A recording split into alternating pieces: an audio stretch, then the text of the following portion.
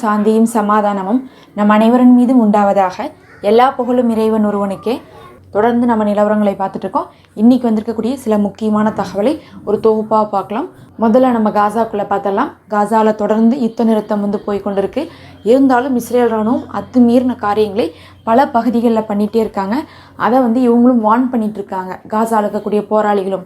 ஏன்னா ஆரம்ப நாட்கள்லேருந்தே இன்னும் தாக்குதல் ஓய்ந்த பாடில்லை. அதுலேயும் சென்ட்ரல் காசா பகுதியில் என்ன பண்ணியிருக்காங்கன்னா, அவங்க கப்பலில் தாக்கியிருக்காங்க. கப்பற்படைகள் மூலமாக அங்கிருந்த ஏரியாவில் தாக்கியிருக்காங்க.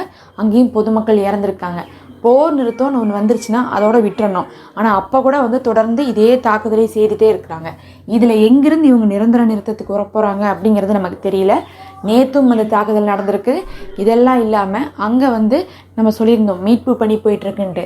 மீட்க முடியாமல் அங்கே இருக்கிறவங்களாம் கஷ்டப்பட்டுட்டு இருக்காங்க. எந்த அளவுக்குன்னா, வெறும் எலும்பு கூடுகள் மட்டுமா வந்துட்டுருக்கு. அதை கொண்டு போய் அடக்கம் பண்ணிகிட்டு இருக்காங்க. அந்தளவுக்கு மோசமான நிலைமை போயிருக்கு. அதுலேயும் இப்போ தான் யுத்த நிறுத்தம் வந்திருக்கு, ஒரு வருஷத்துக்கு பிறகுன்னு சொல்லிட்டு கால்குலேட் பண்ணிகிட்ருக்காங்க, யார் யார் எந்த அளவுக்கு இறந்துருப்பாங்கன்னு சொல்லிட்டு. அதில் பார்க்கும் போது அங்கே இருக்கக்கூடிய போலீஸ் அமைப்பே நிறைய பேர் இறந்துருக்காங்க. ஆசிரியர்கள், அதுக்கப்புறம் அங்கே இருக்கக்கூடிய சயின்டிஸ்ட்லாம் 150 பேர் இறந்துருக்காங்க. அது ரொம்ப வருத்தம் அளிக்கக்கூடிய ஒரு விஷயம். ஏன்னா சயின்டிஸ்ட்லாம் பார்த்தா லட்சத்தில் ஒருத்தவங்க தான் சயின்டிஸ்ட் ஆவாங்க. எல்லாருமே சயின்டிஸ்ட் துறையை தேர்ந்தெடுக்கவே மாட்டாங்க. சயின்டிஸ்ட் அப்படின்னாவே விஞ்ஞானிகள். அவர்கள்லாம் புது புது கண்டுபிடிப்புகளை உலகத்துக்கு கொண்டு வரவங்க. அப்படி இருக்கும்போது எல்லாராலையும் புது புது கண்டுபிடிப்புகளை உலகத்துக்கு கொண்டு வர முடியாது. லட்சத்தில் ஒருத்தவங்க தான் இந்த வேலையை செய்வாங்க. அதில் அவங்களே ஒரு 100 பேர்லாம் இறந்துருக்காங்கங்கிறது, 150 பேர் இறந்துருக்காங்கங்கிறதுலாம் ஆச்சரியமாக இருந்துகிட்ருக்கு. அது ரொம்ப ஒரு அதிர்ச்சி தரக்கூடிய செய்தி. இதெல்லாம் காசாவுக்கு ஒரு பேரிழப்பாகத்தான் இருந்துகிட்ருக்கு. அப்படி பார்க்கும்போது அதேமாரி அங்கே இருக்கக்கூடிய சயின்டிஸ்ட்டுக்கு அவங்களுடைய துறையிலிருந்து ஒரு இரங்கலை தெரிவிக்கிறாங்க. போலீஸுகளுக்கு இன்றைக்கி என்ன பண்ணியிருக்காங்கன்னா, போலீஸ் துறையில் இருந்திருப்பாங்களே அவங்களையும் இஸ்ரேல் ராணுவம் சுட்டிருக்கு. முக்கியமாக பெரிய பெரிய பதவியில் இருந்தவங்க, ஐஜி போன்ற பதவியில் இருந்தவங்கள கூட சுட்டிருக்காங்கங்கிறனால அந்த மாதிரி போலீஸ் துறையில் யாரெல்லாம் இறந்தாங்களோ அவங்க ஃபோட்டோலாம் வச்சு அவர்களையும் என்ன பண்ணியிருக்காங்கன்னா இன்றைக்கி மரியாதை செலுத்தியிருக்காங்க. இந்த மாதிரி நேற்று தான் என்ன பண்ணியிருக்காங்க, எல்லா துறையும் அவங்கவுங்களுடைய துறை வேலைக்கு திரும்புகிறாங்க. ஓரளவுக்கு திரும்புறனால அவங்களை சேர்ந்தவங்க யாரெல்லாம் இறந்துருக்காங்க அப்படின்னு சொல்லிட்டு கவனிச்சிட்ருக்காங்க. அதே நேரத்தில் இப்போ பள்ளிக்கூடத்தை கொஞ்சம் சீரமைத்துட்டு இருக்காங்க. ஏன்னா மறுபடியும் குழந்தைகள்லாம் படிப்பு கெட்டு ஆரம்பிக்கணுங்கிறதுக்காக பள்ளிக்கூடத்தெல்லாம் கொஞ்சம் சீரமைத்து கொண்டு இருக்கிறாங்க. அதே போல் முகாம்களையும் சீரமைக்கிறாங்க. ஏன்னா முகாம்களை தொடர்ச்சியாக தாக்கிட்டே இருந்தாங்க. அதே மாதிரி ஹாஸ்பிட்டலையும் தாக்கிட்டே இருந்தாங்க. மருத்துவமனையும் இல்லாமல், முகாம்களும் இல்லாமல் அங்கே இருக்கக்கூடிய மக்கள் ரொம்ப கஷ்டப்பட்டுட்டு இருக்காங்க. ஏன்னா யாருக்குமே அங்கே வீடுகள் இல்லை.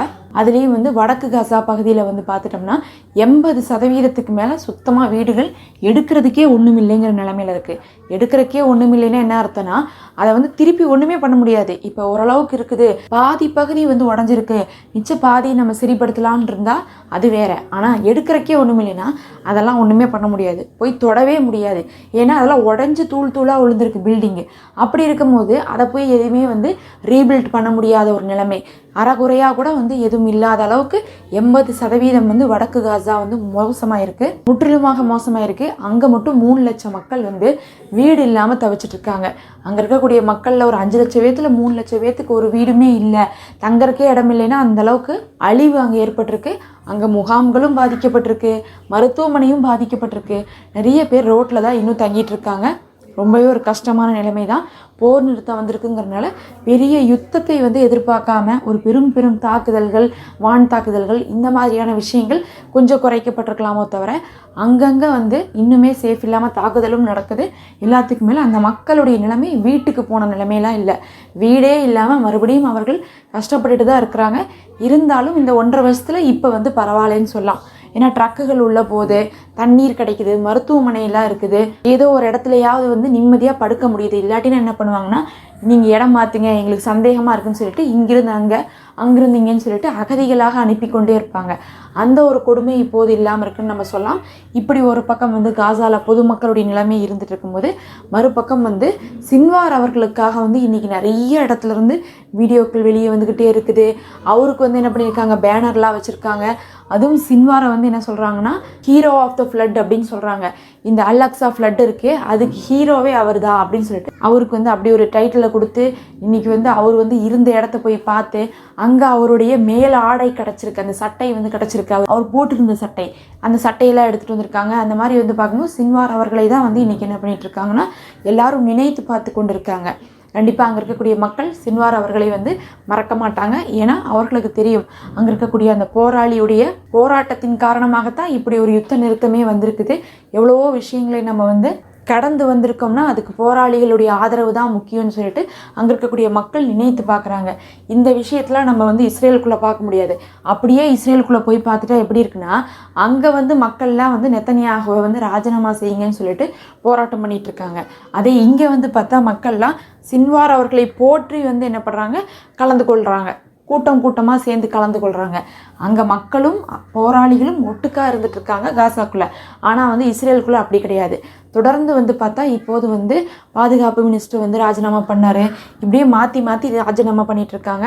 அதுலேயும் சிம்பத்துடைய உளவு பிரிவுடைய தலைவர் இவங்கெல்லாம் வந்து அடுத்தடுத்து ராஜினாமா பண்ணுறதுனால தொடர்ச்சியாக நெத்தனியாவுக்கு பெரும் அழுத்தம் ஏற்பட்டிருக்கு. அதுலேயும் வந்து நெத்தனியாக வந்து தன்னுடைய குற்றத்தை மற்றவங்க யாரும் பேசக்கூடாதுங்கிறதுக்காகத்தான் அங்கே இருக்கிறவங்களெல்லாம் ராஜினாமா செய்ய வச்சுட்ருக்காரு. இருந்தாலும் வந்து மக்கள் வந்து நீங்களும் தான் தப்பு பண்ணியிருக்கீங்க, முதல் நீங்கள் வேலையை விட்டு போங்கிற அளவுக்கு வந்து ஆட்சி மாற்றம் வரணும்னு சொல்லிட்டு அங்கே இருக்கக்கூடிய மக்கள் வந்து போராட்டத்திலையும் கோஷத்திலையும் வந்து ஆர்ப்பாட்டத்திலையும் ஈடுபட்டிருக்காங்க. அதனால எதையாவது ஒன்று செஞ்சு இவங்களெல்லாம் திசை திருப்பிடணுமே அப்படின்னு சொல்லிட்டு யோசிச்சுட்டு என்ன பண்ணிட்டு இருக்காரு நெத்தனியாகு, வெஸ்ட் பேங்க்ல இப்போது தாக்குதலை கடுமையாக வந்து ஆரம்பிச்சிருக்காங்க. நம்ம நேற்றே சொன்னோம், ஜெனின் படைகள் மீது தாக்குதல் நடத்துவதற்காக அதிக மெர்குவாக்களோடு வந்து படைகளாக உள்ள போனாங்கன்ட்டு இப்போ மறுபடியும் வந்து பார்க்கும்போது ஜெனின் படைகள் மீதும் அங்கே இருக்கக்கூடிய ஜெனின் பகுதிகள் முழுக்க வந்து நிறைய தாக்குதல்கள் நடத்தப்பட்டு இருக்கு. அதில் பொதுமக்கள் நிறைய பேர் இறந்துட்டு இருக்காங்க. எதையாவது ஒன்று இவங்களுக்கு கணக்கு காட்டணும், நாங்கள் சண்டை போட்டுட்டு தான் இருக்கிறோம், நாங்கள் அவங்கள விடவே இல்லைன்னு சொல்லிட்டு காட்டணுங்கிறதுக்காகவே இப்படி பண்ணுறாங்க. அங்கேயும் நிறைய போராளிகள் இருக்காங்க. அவர்களுக்கு நடுவில் வந்து கடும் மோதல்கள் அங்கே போயிட்டு தான் இருக்குது.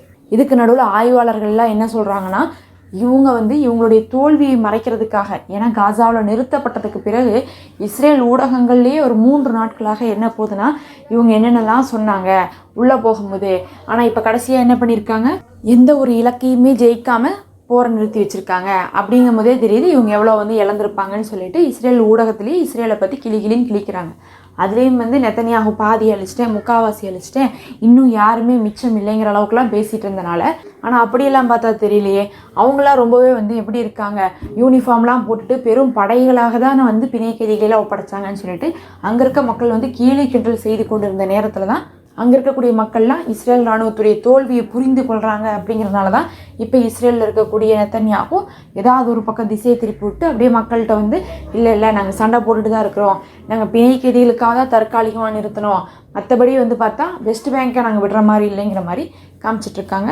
அங்கே இருக்கக்கூடிய பிரச்சனை என்னென்னா, அங்கே ஓட்டு விழுகிறதே இந்த போரை வச்சு தான் இருக்குது. ஏன்னா பிணை கைதிகள் வேணும்னு சொல்லக்கூடிய மக்கள் அங்கே அதிகமானவங்க இருந்தாலும் கூட எல்லாருக்குமே எப்படி இருக்குன்னா, காசா வந்து இருக்கக்கூடாது, வெஸ்ட் பேங்க் இருக்கக்கூடாது, எல்லாத்தையும் இஸ்ரேலாக மாற்றணும், அவங்களுடைய டென்ஷனே நமக்கு இருக்கக்கூடாது, அவங்க வந்து நம்ம பக்கம் வரவே கூடாதுன்னா அவர்களை நம்ம அழிக்க வேண்டும், அந்த இடத்த கைப்பற்ற வேண்டும்னு சொல்லி தான் அங்கே இருக்கக்கூடிய நிறைய பேத்துடைய எண்ணமாக இருந்துகிட்ருக்கு. ஏன்னா ஜியோனிஸ்ட் அவங்க அப்படி தான் இடத்தவே பிடிச்சிருக்காங்க. அப்படி இடத்த பிடிச்சி தான் அங்கே வந்து ஒட்டுமொத்தமாக இஸ்ரேலாக மாற்றி வச்சுருக்காங்க. அப்படி இருக்கும்போது அவங்க அதை தான் நினைப்பாங்க. அதனால வந்து நெத்தனியாக வந்து இந்த யுத்தத்தை நிறுத்தினா எலெக்ஷன் வந்துருங்கிற காரணத்துக்காகவே இன்னொரு பக்கம் வெஸ்ட் பேங்க்லேயும் வந்து சண்டைகளை வந்து அதிகமாக பண்ணிட்டு இருக்கிறனால ஆய்வாளர்கள் என்ன சொல்கிறாங்கன்னா, இந்த கட்டத்திலேயே நீங்கள் ஆரம்பத்திலே நிறுத்திடணும், நிறுத்தாட்டினா இந்த 45 நாளுமே அங்கே வெஸ்ட் பேங்க்கில் கடுமையான தாக்குதலை பண்ணி வெஸ்ட் பேங்கை பிடிக்கிறதுக்கு பார்ப்பாங்கன்னு சொல்லிட்டு இன்றைக்கி வந்து அல் பிசாரா போன்ற ஆய்வாளர்கள்லாம் கருத்து சொல்லிட்டு இருக்காங்க. இதை வந்து இன்றைக்கி என்ன பண்ணியிருக்காங்கன்னா முறையிட்டிருக்காங்க ஐநாட்ட. ஏன்னா வந்து போர் நிறுத்தம் வந்து கூட இப்படி வந்து ஒப்பந்தத்தை மீறி செயல்பட்டு இருக்காங்க, எங்களுடைய கோவத்தை வந்து தூண்டாதீங்க, அதுக்கப்புறம் என்ன நடக்கும்னு தெரியாதுன்னு சொல்லிட்டு அவங்களும் ஐநால தொடர்ச்சியாக வந்து காசா தரப்புலேருந்து எச்சரிக்கைகளை கொடுத்துட்ருக்காங்க. பொறுத்திருந்து பார்ப்போம். ஏன்னா லெபனான்லேயும் அதே தான் சொல்லிகிட்டே இருக்கிறாங்க.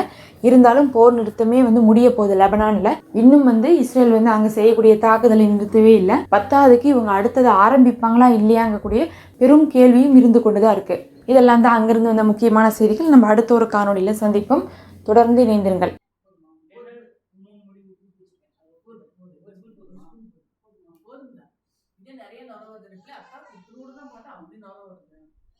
என்ன போட்டு சர்க்கஸ்